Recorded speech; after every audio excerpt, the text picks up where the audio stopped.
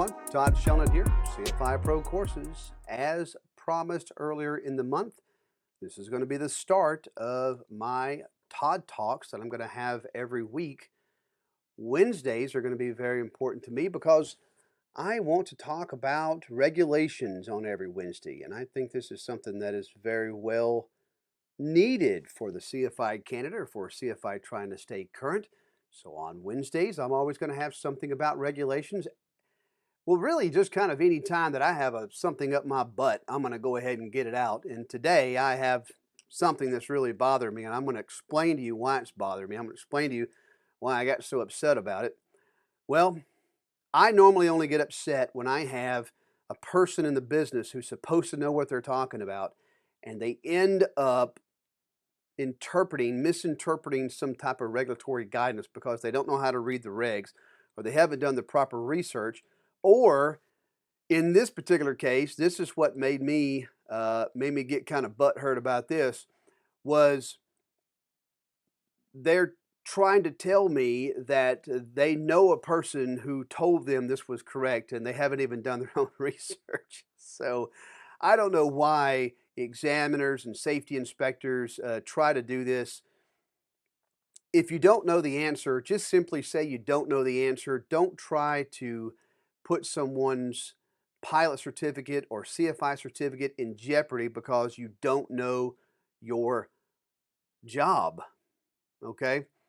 We're supposed to all be professionals here, so let's try to do our job. Well, what was it that this week that got me all fired up? Well, there is a reg that you have to conform to, or a regulation guidance that you have to meet. And that is per 61-129, and it talks about your commercial cross-country, your long cross-country.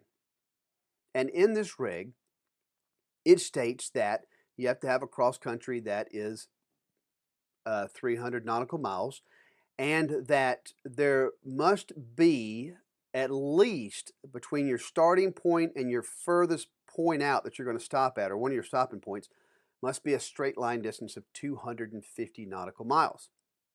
Well, one of the examiners thought this week that it must be a 250 nautical mile leg, and that's not correct. If you read the reg, it doesn't say that. It simply just states that from the starting point, there must be a straight line distance of 250 nautical miles to one of the points. Now, one of the things is I always like to have a motivation like why? Well, then why did the FAA write that the way they wrote it? Well, believe it or not, some of the people who actually write these regs know what they're talking about, and they've actually talked to people out there that's in the field who are doing this work, and they know for a fact that they would never write a reg that stated that an aircraft has to make a non-stop leg 250 nautical miles. They would never write something like that. And the answer is why. Why is that, Todd? The question is why, not the answer. The question is why. Why, Todd, would they not do that? Well, the reason is that there are aircraft that cannot make a 250 nautical mile cross country in one leg. And so the FAA knows this, and so the FAA said, here's what we'll do. Between here and your point, it's okay to stop in between. And then on the way back, there's okay to stop in between. And there's where you have your stopping points. So as long as there's at least 250 nautical miles from your original departure point in a straight line distance to the point furthest out must be at least 250 nautical miles. That's the backbone behind that reg. And we have these knuckleheads out there that they don't know how to interpret that, or they don't know why it was done because they've never asked themselves why the FAA wrote that rule. Now, I am going to stop here and I'm going to switch gears and I'm going to show you how you can actually find the answers that I find and how you can be more proficient and looking for the regs and looking for answers, because there is a lot of stuff out there that you're forced to memorize as a flight instructor. But I'm telling you, if I was to ask you why it's like that, or start asking you very specific questions, of which I'm going to give you almost like a homework assignment, and we're going to talk about it next Wednesday. This is going to be really cool. And you're going to use some of the tools that I'm going to show you today to get that data. And I'm going to show you why some of the regs that we talk about are not always correct. So let's take a look over here at the regs and the ECFRs, and we're going to talk about what we refer to as historic regs. Okay, so this is one of the web pages that I like to keep up in my browser whenever I'm doing reg research, and this is pretty much one of the home pages of the ECFRs. And this is the Electronic Code of Federal Regulations. There is actually a Code of Federal Regulations without the E, and that is the main one. That is like the real deal, the true regs. Of course, we don't call them FARs because that's not correct, but we do say that the ECFRs are the way that we get access to that data as pilots and as instructors.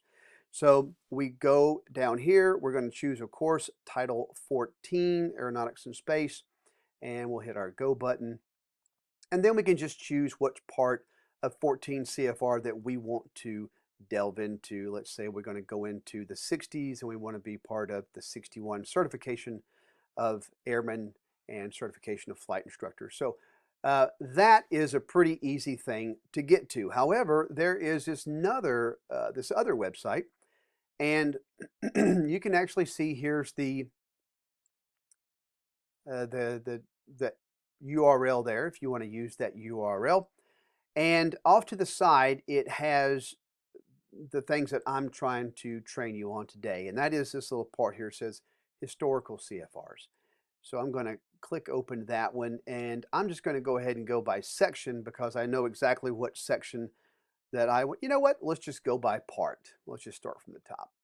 And so part of your homework, and I'm going to explain it after this, is going to be working within this part here, which is called Part 23. Now, Part 23 is a very interesting part. You know, you work within Part 61 and Part 91, and that's good as well. But I want you to kind of branch out and open up your mind to something else. So here is a question, and then I'm going to show you some historic data. And then next Wednesday, we're going to look at the firm answer for this question. And you have done the research, and I have already done the research, of course, many years ago, knowing the answer to this one. And so here is the question, and we're going to use the historic regs to find the answer. Some of you may fly the Piper Seminole, which I kindly call the cinnamon roll. So the Piper Seminole is a complex aircraft, and it has constant speed propellers. And therefore, when we're doing like a required instruments for VFR, we know we have to do our acronym called A Tomato Flames. You may have a different acronym, but it's 91205 Bravo is where that acronym comes from. And as we well know by learning as pilots, that it says that in 91205 Bravo that we need a manifold pressure gauge. However, it says a manifold pressure gauge for each altitude engine, which means a turbocharged engine.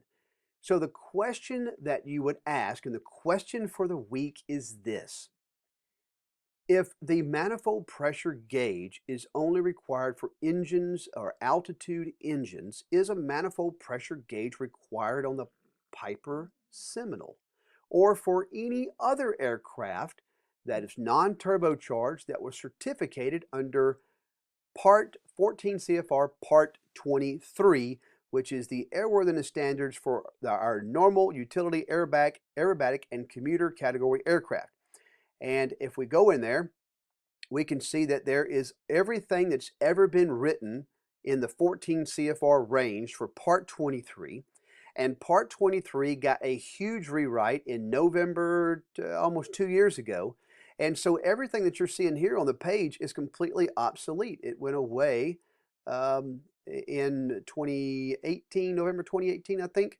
And so it's no longer applicable. And of course, we can go all the way up here to all these regs and click on more data.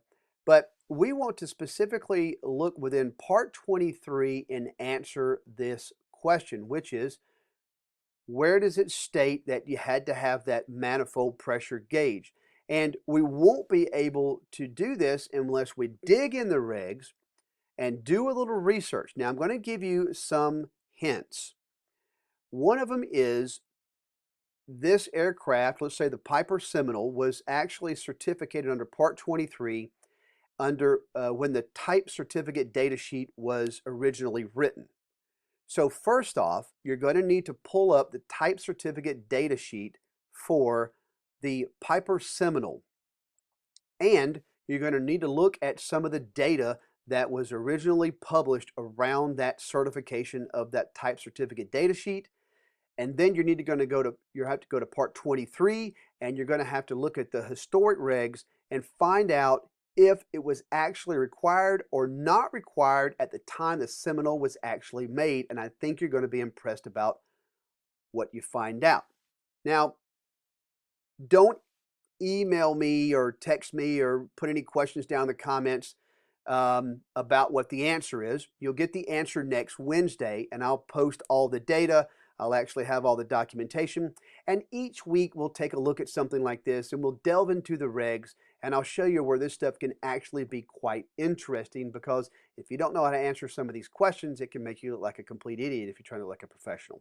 And I always try to look like a professional, and I don't want to look like an idiot, so this is what we refer to as historic regs. If you have a paper reg, or if you have an electronic version of the regs on your iPad or something, you can look in there. You can see that you no longer see these 23 low numbers like this.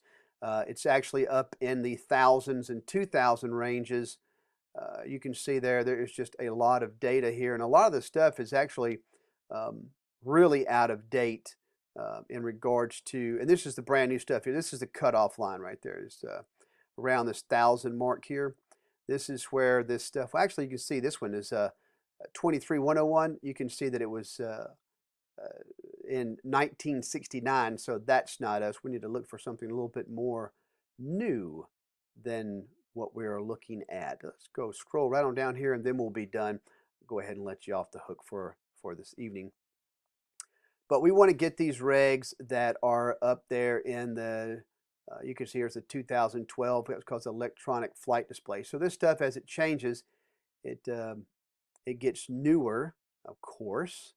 And this, like I said, you'll be able to find the answer, and if you don't, just tune in next week and you'll also see the answer. I am going to scroll down here so you can actually see there is the current. And how do we know it's current? Well, because it has a green check mark beside it, that means it still is listed in the current ECFRs. So 23.2000 is the most current. And you can see here it has a lot of certification requirements for the airplanes if they're going to be certificated under Part 23. So today we've learned about a question that came up on a commercial. You've learned about that. We've also talked about historic regs. And I've tasked you with an assignment that's going to boggle your brain until next Wednesday when I post the answer right here on my YouTube channel. Please don't miss out. I'm Todd Shelnut with CFI Pro Courses, and I'll talk to you the next time. Bye-bye.